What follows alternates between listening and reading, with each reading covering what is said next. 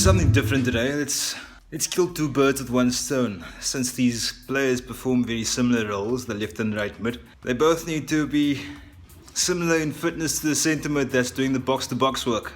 Well, that's in terms of cardiovascular endurance and stamina at least. So they definitely need to run up and down the pitch just as much. Both are mainly looked at to deliver balls into the box from the flanks, but once they move a bit more central, they're allowed to take more shots. So let's look straight at the fitness benchmarks for these two players.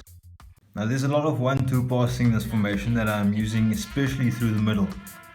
But when my wide players overlap to involve themselves and receive the second or third pass, they will often be found in situations where they're running down the flanks or even along the byline, and some meaty defender will show up and use some aggressive form of body play just to claim the ball.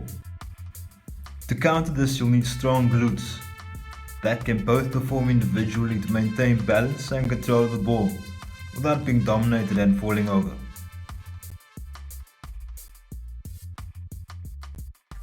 Notre monastère se consacre à la méditation. Ce n'est pas un refuge. Vous êtes impurs, plein de haine. Ah, et vous n'avez pas peur, en parlant comme ça, qu'on vous tranche le cou?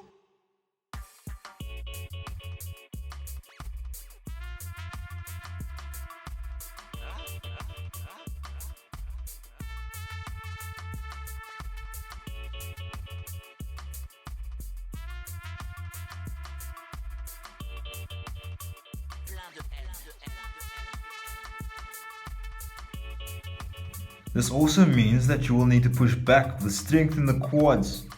They will perform these feats of strength from different angles of bend in the knees. Turning the lunge into an isometric exercise shows the strength endurance level that is necessary for these playing conditions, matches that are especially longer than 90 minutes.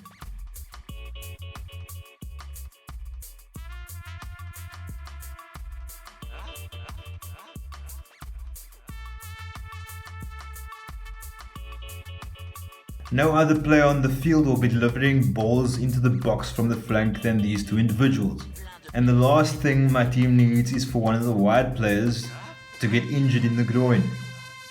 Hip adductions at this level will make sure the ball can get crossed as much as possible and as much as is needed throughout the 90 minutes.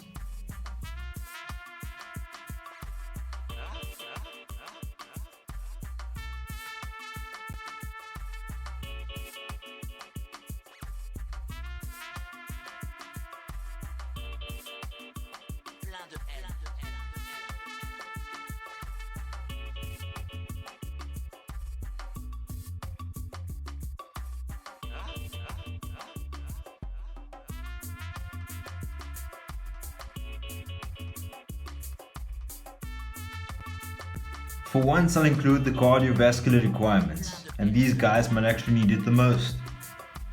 Since they'll be needed on both ends of the field, even though one might need to play a little deeper as the other pushes up towards the byline. Long ball counter attacks can be an issue, and I believe that being able to fall back to help the defense as quickly as possible and adding numbers to the defense will be an effective way of keeping the opposition quiet.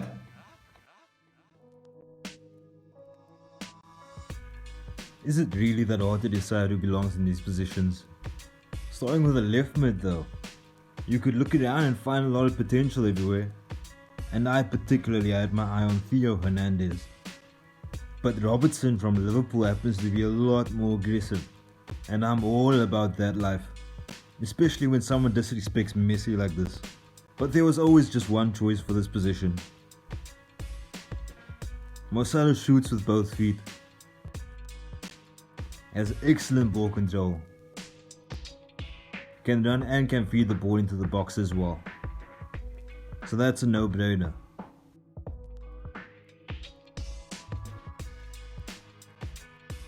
And on the other side of the field, there isn't really anybody that's notable. Someone that can feed the ball into the box is a must. And I believe that Trent Alexander-Arnold fits that mold very nicely. Plus, I definitely need someone that can take my free kicks for me.